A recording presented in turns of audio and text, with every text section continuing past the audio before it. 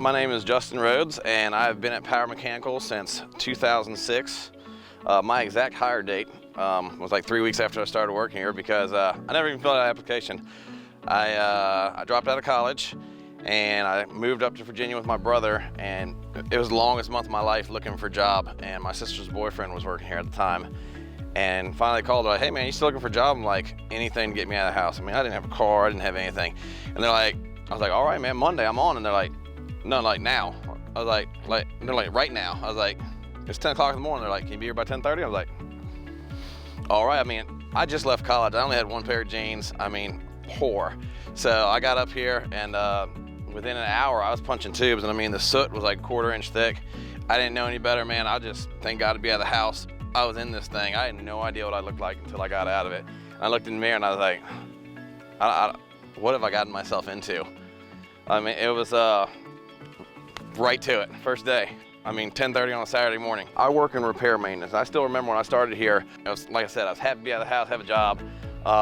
Had no idea what a boiler was. I was like, steam engines. I was like, somewhere between Christopher Columbus and 2005, I was like, there's boilers somewhere in there.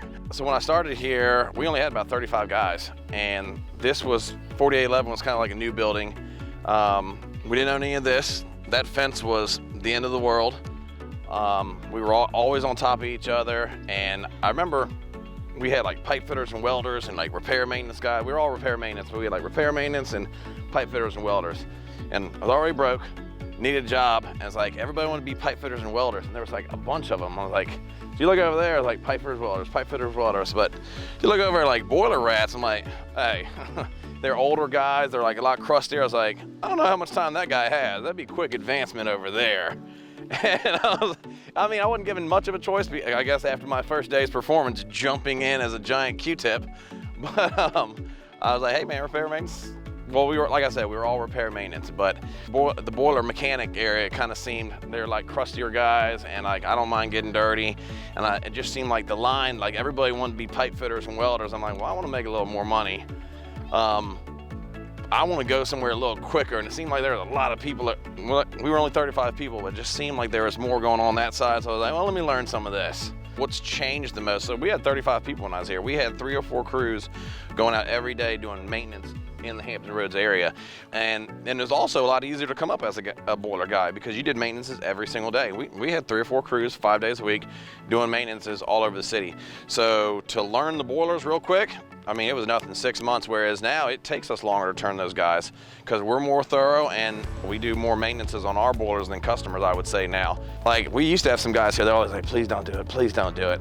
I'm like a 7-year-old at heart. And that, like, when I go to a cool place, hey, I need to know how that works. So we'd have guys like, please don't ask this guy to give us the tour. I was like, no man, I'm getting the tour. Like, this is awesome. So I've been to a plywood factory in Minnesota, which was really cool. Talk about a giant plant. I mean, and it was deserted, so they were shut down because this guy said they couldn't make it for what people wanted to buy it for. But so they drove one of our giant boilers into the factory, and it looked like that big. So I'm just wandering around. But there's like a paradigm shift in people out there. Like, I was always poor. I knew what poor was like. So when they're like, hey man, I mean, I go back far enough. They pay me. I used to cut the grass here. They're like, hey man, we need somebody to cut the grass here. Would you, I was like, you're gonna pay me to cut the grass? They're like, yeah, we're gonna pay you to cut the grass. I'm like, it's Saturday. You're gonna pay me overtime to cut grass? Yeah. So I mean, I always sucked up every opportunity.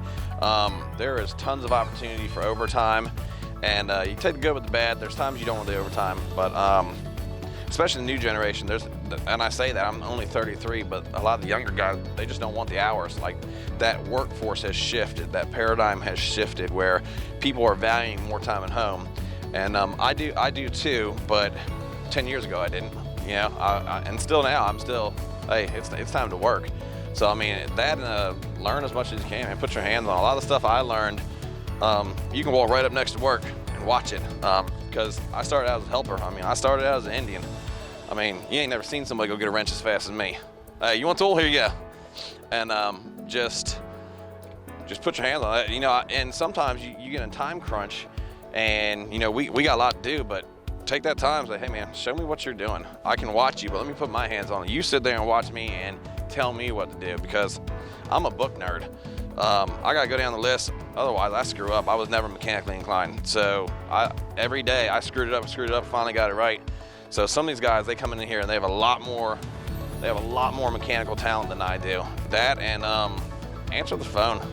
It's 2020 and nobody ever answers their phone, but I've always answered my phone. I'll call them back. Hey, been drinking, whatever. But just answer the phone. Take the time to make the money, man.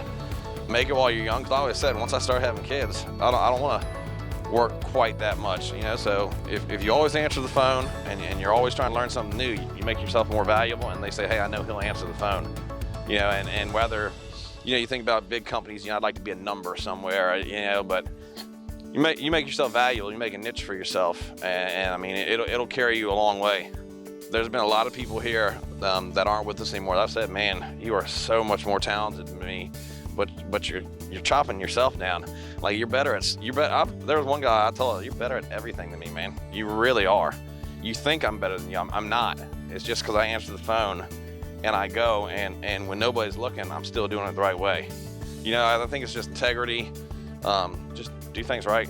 Put your name on it. Know that even if we ship it 13 hours away, your name's on that.